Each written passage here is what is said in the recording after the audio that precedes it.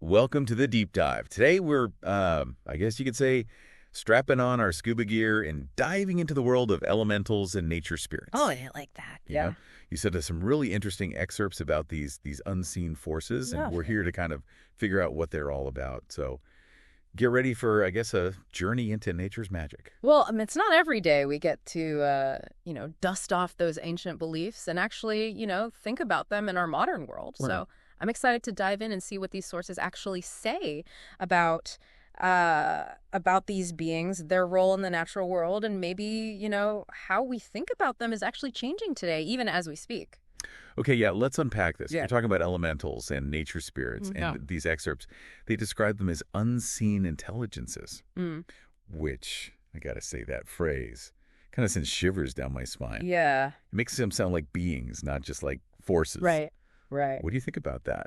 Well, yeah, it is a powerful distinction, isn't it? Yeah. It's like you can say, oh, the forest has energy, but Mhm. what does it mean to say there is maybe a conscious intelligence behind it? Right. Orchestrating that whole symphony of life and the source material seems to suggest that these beings, they're kind of like the living energy behind the elements. Okay. Earth, air, fire, water, even specific landscapes, They're like the composers of the natural world. Wow. So they're not just hanging out in the forest, they are the forest in a way. In a way, yeah. That's wild. Is this a new idea, or does this go back a ways? Oh, no, this is not a new idea at all. Okay. Lots of cultures throughout history, they recognized and they even honored these beings. They wove them into their myths, their stories, their spiritual practices. I mean, think about, the nymphs from Greek mythology, Right. guarding their sacred springs, or Yeah. the Japanese with the kami spirits living in everything. Right. Yeah. It's a natural phenomena. So what we're seeing now, I think, is really just a resurgence Okay. of this ancient awareness. Yeah, it makes you wonder, like, Yeah. did they have a better sense of it back then? Right. Like we lost touch with something. Yeah, that's a great question. Yeah. I mean, and it makes you think about this whole idea of a thinning veil, right? Okay. Between us and, what's really going on. The unseen world. Yeah, the subtle realms. That's what the source material says. Okay. That as we move into, some people call it the fourth density, Right.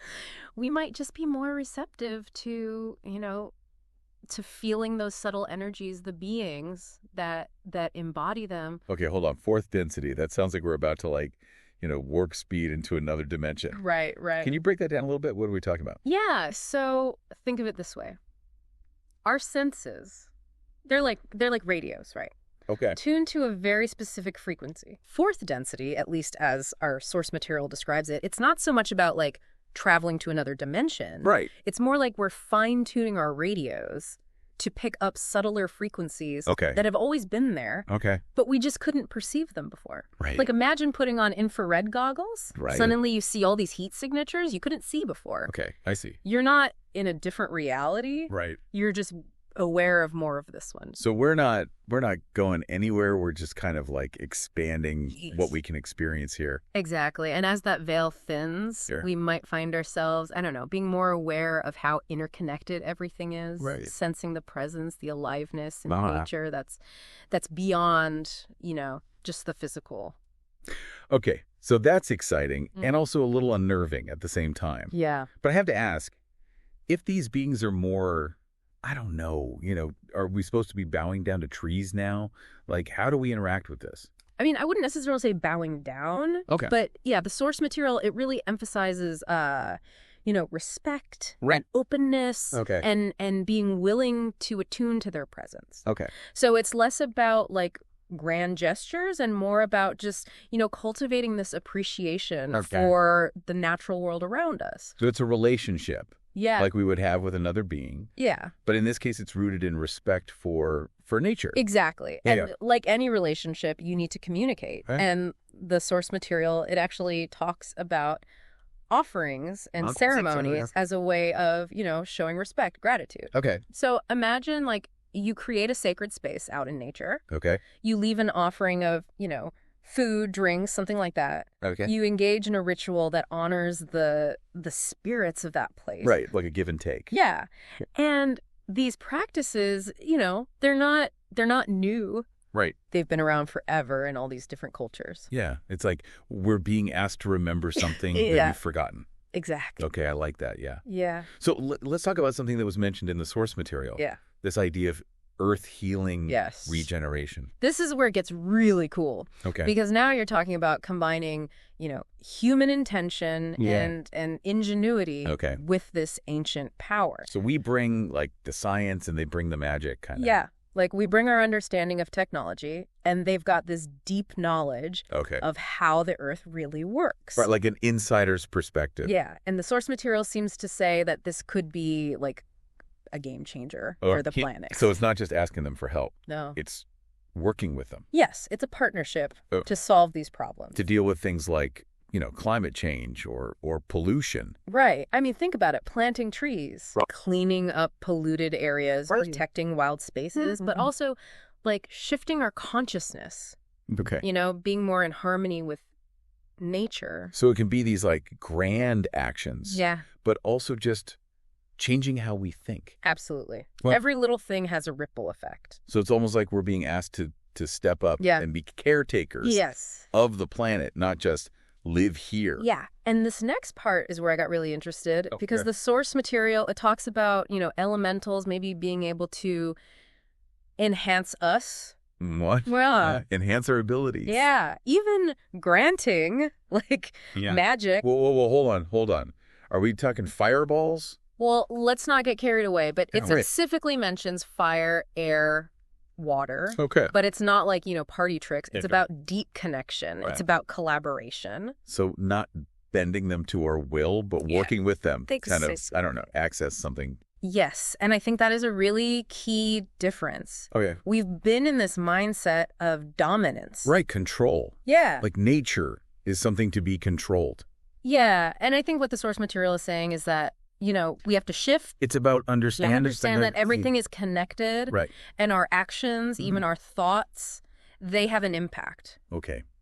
It really makes you think, like our thoughts could actually be impacting the world around us. It's a big idea. It is. It's like we've been given, I don't know, the keys to a really powerful engine, but no instructions. That's a great analogy. And like with any powerful tool, respect is key. You got to be careful, think it through, learn from mistakes, right? Absolutely. And, not everyone is going to be on board with this whole thing, right? Right.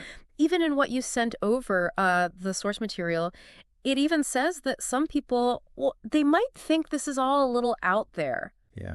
It's a big ask to go from thinking of nature as something to be, I don't know, managed to suddenly seeing this web of like conscious beings all connected. Absolutely. But for those who are willing to actually open up to this possibility, Yeah. it could change everything. How Yeah. we see ourselves in the world, how we act. It's like we're getting a chance to, I don't know, maybe hit the reset button, try again with nature. Mm. And who knows, maybe the answers we've been searching for to all the big problems are right in front of us, just whispering in the wind or I don't know, hidden in an ocean wave.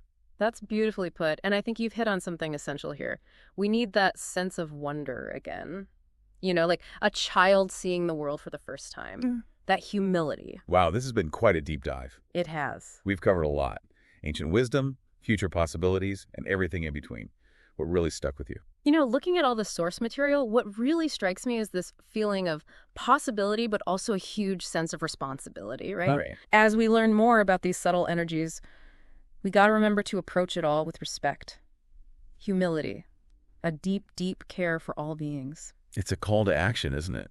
We Yeah. can't just sit back anymore. We have to be caretakers of this planet. We're Partners. Absolutely. And who knows, maybe someday we'll look back at right now as the start of a whole new era. One where humanity and nature are finally in sync. Until then, keep your minds open, your senses sharp, and never ever lose that sense of wonder.